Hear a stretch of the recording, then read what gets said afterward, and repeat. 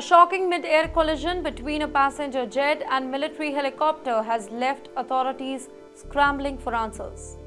The jet, which had taken off from Wichita, Kansas, was approaching the airport runway when the disaster struck, just 3 miles from the White House and the Capitol. The helicopter, engaged in a training exercise, was also caught in the crash as well.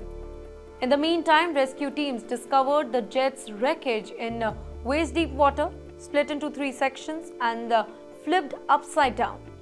The remains of the helicopter were also found nearby, and also the search efforts are still going on to locate any additional victim.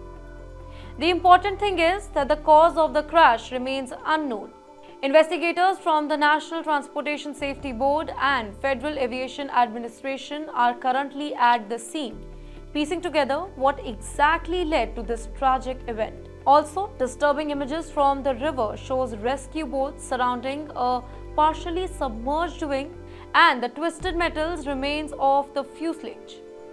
In the meantime, President Donald Trump was very quick, briefing on the disaster, expressing condolences for those on board, saying, "May God bless their soul."